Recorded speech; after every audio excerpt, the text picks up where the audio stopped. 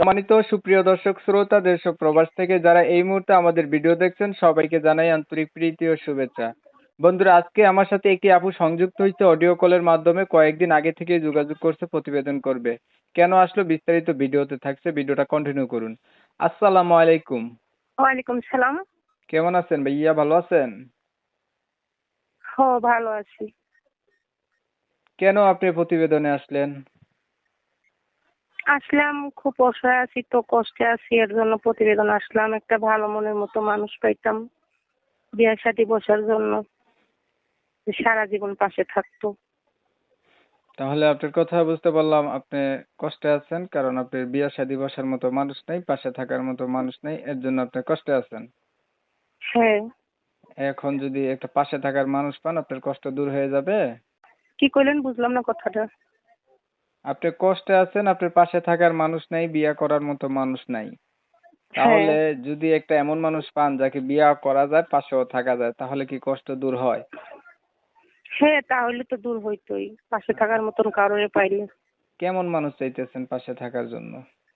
এখন ভাইয়া মনে করেন কেমন মানুষ আছে, সে চায় ভালো একটা মনের মতো মানুষ, যার মনে মায়া মহব্বত আছে, সারা জীবনই পাশে থাকবো, দুঃখ কষ্ট দেখবো, কোনোদিন ছাইড়া যাইবো না, সেরকম একটা মানুষ হইলে ভালো হইতো।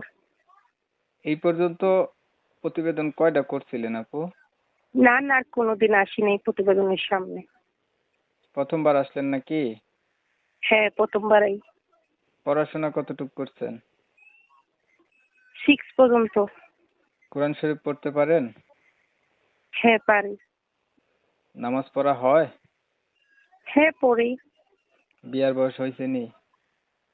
হ্যাঁ, হয়েছে তো, বিয়ার বয়স হয়ে বেশি হয়ে গেছে না, 19 বছর হয়ে গেছে।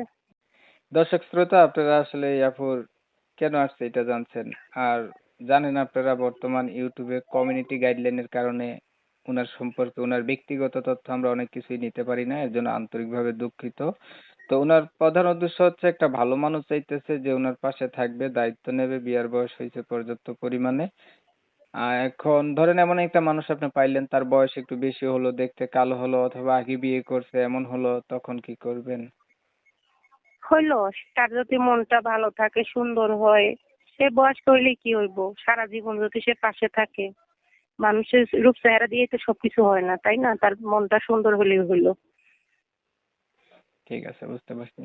প্রিয় দর্শক, যারা যারা ওনার কথা শুনছেন, শুনে ভালো লাগছে, ওনার সম্পর্কে আরো কিছু জানতে চান, অবশ্যই ওনার সাথে যোগাযোগ করলে আপনারা বুঝতে পারবেন। তো অনেক সময় না ভিডিও দেখছেন, এর জন্য সবাইকে জানাই এমএসকে টিভির পক্ষ থেকে অসংখ্য অসংখ্য ধন্যবাদ।